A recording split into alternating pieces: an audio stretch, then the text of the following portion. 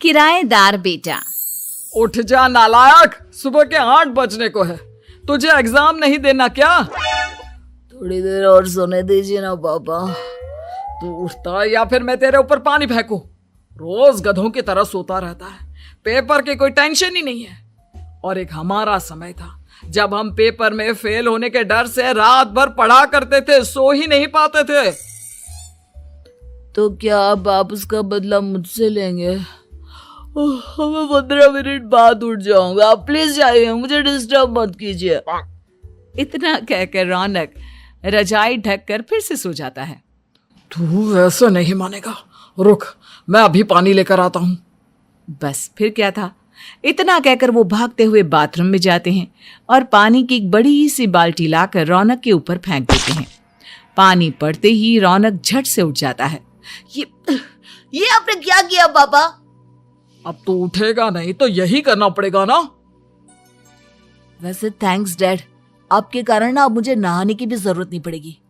चलिए अब आप माँ से बोलकर मेरे कपड़े निकलवा दीजिए, तब तक मैं ब्रश कर लेता हूँ। वैसे कल ना आप एक काम और करना, नहलाने के साथ साथ मुझे ब्रश भी करवा देना। ये ब्रश करने में ना मुझे बहुत आलस आता है। रौनक की बातों से अरविंद का मुंह खुला का खुला रह जाता है। वो अपनी पत्नी कमला के पास जाता है और रौनक की हरकतों के बारे में बताता है, जिसे सुन उसकी पत्नी हंसने लगती है। तुम अपने बेटे को समझाने के बजाय हंस रही हो। रौनक बच्चा है, धीरे धीरे सुधर जाएगा, आप क्यों उसके पीछे पड़े रहते हो? अभी नहीं सुधरेगा तो कब सुधरेगा? 10वीं क्लास में है रौनक, वो अब कोई बच्चा नहीं रहा। अरविंद की इतना बोलते ही वहां रौनक भी आ जाता है। क्या डैड, मैंने आपको एक काम दिया था, वो भी नहीं हुआ आपसे। अरे क्या हुआ बेटा? माँ, मैंने डैड से बोला था कि वो आपको बोलकर मेरे स्कूल की यूनिफॉर्म निकाल दे, लेकिन मेरे पीछे पड़ने के अलावा इनसे एक काम ढंग से नहीं होता। देख रही हो कमला, देख रही हो अपने लाडले को? अरे आप चुप रहिए जी। चलो बेटा, मैं तुम्हें कपड़े निकाल कर दे देती हूँ। बस ऐसे ही साल पर साल बीतते जाते हैं, लेकिन रौनक के रवैये में कोई बदलाव नहीं आता। वो पहले से भी ज्यादा आलसी और पूरी तरह अपने माता पिता पर निर्भर हो जाता है। 2 साल बाद पता नहीं कहाँ गायब रहता है पूरे दिन, अब तक तो आ जाना चाहिए था। अरे आप इतनी फिक्र क्यों कर रहे हैं उसकी? दोस्तों के साथ खेल रहा होगा, आ जाएगा अभी। ये कोई टाइम है खेलने का? 10 बजने वाले हैं, इतनी रात में कौन खेलता है? कमला कुछ कहती उससे पहले ही रौनक वहां आ जाता है। मम्मी जल्दी से खाना लगा दो, बहुत भूख लग रही है। तुम्हें तब तक खाना नहीं मिलेगा जब तक तुम बता नहीं देते कि इतनी रात गए कहां से आ रहे हो। ओ प्लीज डैड, अब आप एसी पे प्रद्युमन बनकर मेरे सर पर बंदूक लेकर मत बैठ जाना। अपनी फालतू की बकवास बंद कर और बता कहां से आ रहा है। माँ अब समझाइए ना डैड को। बता देना बेटा, इनको भी तसल्ली हो जाएगी। आप बोल रही हैं तो बता देता हूँ, मैं दोस्तों के साथ मूवी देखने गया था, इसलिए देर हो गई। तो इन सब चीजों में मेरे पैसे उड़ाता है? कभी 1 रुपया कमाने के बारे में सोचा है तूने? जब देखो हवा की तरह पैसे उड़ाता रहता है। माँ अब आप इन्हें चुप करा दीजिए, वरना ना मुझे गुस्सा आ जाएगा। अच्छा क्या कर लेगा? बता ना क्या कर लेगा तू? वैसे बात तो ठीक ही है, मैं कर ही क्या सकता हूँ, पैसे तो फिर भी मैं आपसे ही मांगूंगा ना। चलिए अब ये सब बात छोड़िए और मम्मी मेरे लिए खाना लगा दीजिए। अभी लगा देती हूँ बेटा। मैं बता रहा हूँ कमला, एक दिन ये ऐसे ही बिगड़ जाएगा। उफ़ो, आप क्यों इतना पीछे पड़े रहते हो मेरे बच्चे के? बात की बाद में देखेंगे, अभी आप शांति से उसे खाना खाने देंगे। अगले दिन, डैडी मुझे 10,000 रुपए चाहिए। हाँ? अब इतने पैसे क्यों चाहिए तुझे? डैड आप बिना सवाल किए कभी पैसे नहीं दे सकते क्या?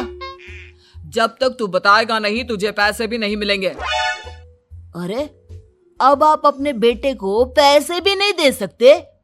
नालायक, तेरी उम्र के लोग नौकरी करते हैं और एक तू है जो नौकरी करने का नाम ही नहीं लेता कभी। आप लोगों के होते हुए भला मैं नौकरी क्यों करूं? अरे हम कब तक पैसे देंगे तुझे?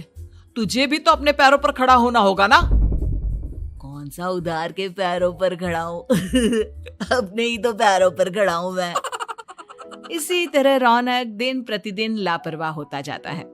उसकी लापरवाही को देखते हुए अरविंद और कमला अपने बेटे की शादी कराने का फैसला लेते हैं और 1 महीने के अंदर अंदर ही रौनक की शादी मेघा नाम की लड़की से करा देते हैं। शादी के कुछ दिन बाद, रौनक, मुझे एक अच्छी सी साड़ी चाहिए, आप ला दोगे ना? हाँ, क्यों नहीं। कितने तक की आती है साड़ी? यही करीब 5,000 तक की।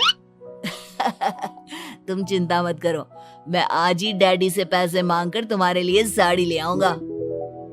आप कब तक ऐसे ही अपने पापा से पैसे मांगते रहेंगे? कोई अच्छी सी नौकरी क्यों नहीं कर लेते आप? अरे डैड के होते हुए मुझे नौकरी करने की जरूरत ही क्या है? पर आप ऐसे कब तक उनसे पैसे मांगते रहेंगे? कुछ आपको अपने दम पर भी तो करना होगा ना। अब तुम भी बाकी लोगों की तरह मुझे ज्ञान देना शुरू मत कर देना। साड़ी चाहिए ना तुम्हें, मिल जाएगी बस। इतना कहकर रौनक अपने पिता से पैसे मांगने चला जाता है। डैडी, मुझे 5,000 रुपया चाहिए। अब 5,000 क्यों चाहिए तुझे? वो मेघा को साड़ी चाहिए थी। अरविंद आगे बिना कुछ कहे चुपचाप उसे पैसे निकाल कर दे देता है। कुछ दिन बाद, तुम्हें नहीं लगता कमला, रौनक हम पर पहले से भी ज्यादा डिपेंड हो गया है? मुझे तो अब उसके भविष्य की चिंता होने लगी है। कल को हमें कुछ हो गया तो वो क्या करेगा? काश तुमने पहले ये सोच लिया होता तो आज हमारा बेटा इतना लापरवाह नहीं होता। तब मुझे कहाँ पता था कि मेरा लाड प्यार उसे इतना बिगाड़ देगा कि वो इस हद तक लापरवाह बन जाएगा।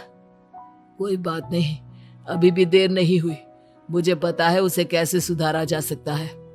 कैसे? अरविंद कुछ कहता उससे पहले रौनक वहां आ जाता है और पैसों के लिए हाथ फैलाने लगता है। डैड, मैं और मेघा बाहर घूमने जाना चाहते हैं। अरे वाह, ये आज सूरज कहाँ से निकला है? Dad please. अच्छा चलो अब मुद्दे की बात करो। मुझे अब 25,000 चाहिए। अब तुम्हें 1 रुपया भी नहीं मिलने वाला। अगर तुम्हें पैसों की इतनी ही जरूरत है तो कोई ढंग की नौकरी कर लो। मम्मी, आप कुछ कहिए ना डैड को। बेटा, वो गलत क्या बोल रहे हैं? ये सब हम तेरे भले के लिए ही तो कर रहे हैं। मम्मा, मैंने बताया ना आपको, मुझे नहीं करनी कोई जॉब वॉब। तो ठीक है, निकल जाओ हमारे घर से। तुम्हारे जैसे लोगों के लिए मैंने ये घर खड़ा नहीं किया है। जितना ये घर आपका है ना, उतना ही मेरा भी है। मैं कहीं नहीं जाने वाला। जाना तो पड़ेगा ही तुझे, क्योंकि अब मैं तेरा कोई भी खर्चा नहीं उठाने वाला। ठीक है, मत उठाइए मेरा खर्चा, मैं अपने दम पर भी जी सकता हूँ। तो बेशर्मों की तरह अब तक यहाँ क्यों खड़ा है? अपना सामान ले और निकल जाए यहाँ से। रौनक पैर पटकते हुए वहां से चला जाता है। घर से निकालना जरूरी है क्या उसे? बिना पैसों के कौन रखेगा उसे किराए पर? अगर उसका भविष्य सुधारना है तो हमें अपने दिल पर पत्थर रखकर ये कदम उठाना ही होगा। दोनों बात कर रहे होते हैं कि रौनक अपनी पत्नी के साथ एक बड़ा सा बैग लेकर घर से निकल जाता है, लेकिन घर से बाहर उसे कोई भी मुफ्त में अपने घर किराए पर नहीं रखता। अंत में थक हार कर वो फिर से अपने घर चला जाता है। क्या हुआ? थोड़ी देर पहले तो दहाड़ते हुए घर से निकला था, अब क्या हुआ? नहीं रखा ना किसी ने तुझे किराए पर?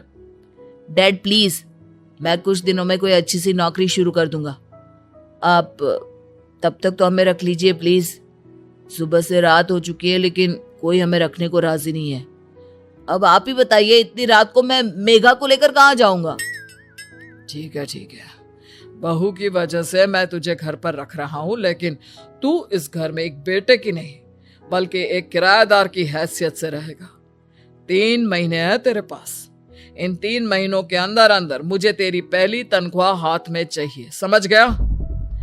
पक्का डैड, इन 3 महीनों के अंदर अंदर तो कोई बढ़िया सी नौकरी ढूंढ ही लूंगा मैं।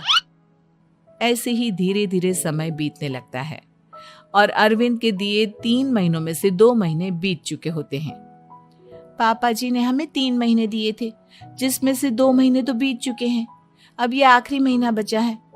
अरे तुम चिंता मत करो, आज मेरा ना 2 जगह इंटरव्यू है, दोनों में से कहीं ना कहीं तो जॉब लगी जाएगी। अच्छा, all the best. Raunak interview के लिए निकल जाता है, जिसके बाद शाम में रौनक घर आता है। कैसा गया इंटरव्यू? आपकी नौकरी लगी या नहीं? अरे पहले सांस तो ले लेने दो अच्छे से। बताइए ना, मुझसे तो जरा भी इंतजार नहीं हो रहा है। वो दरअसल बात यह है कि मेरी नौकरी तो लग चुकी है, लेकिन पैसे बहुत कम है। कितने पैसे हैं? 15,000। इतने में अरविंद और कमला मिठाई का डिब्बा लेकर आ जाते हैं। बधाई हो बेटा। हम जानते थे तेरी जॉब जरूर लगेगी। लेकिन मेरी सैलरी बहुत कम है मम्मा। कम है तो क्या हुआ, धीरे धीरे बढ़ जाएगी। हाँ बेटा, हम तो बस चाहते थे कि तू अपने पैरों पर खड़ा हो जाए। मतलब अब आप मुझे घर से नहीं निकालेंगे? नहीं, ये सब हमने तुझे जिम्मेदार इंसान बनाने के लिए किया था। Thank you mummy papa. अगर आप दोनों ऐसा नहीं करते तो मुझे कभी अपनी जिम्मेदारियों का एहसास तक नहीं होता। आज आपने मुझे सिखा दिया कि इंसान का अपने पैरों पर खड़ा होना भी जरूरी होता है। इतना कहकर रौनक झट से अपने माता पिता के गले लग जाता है और अपनी कमाई की पहली तनख्वाह वो अपने माता पिता के हाथ में सौंपता है। इस तरह रौनक एक गैर जिम्मेदार व्यक्ति से एक जिम्मेदार व्यक्ति बन जाता है।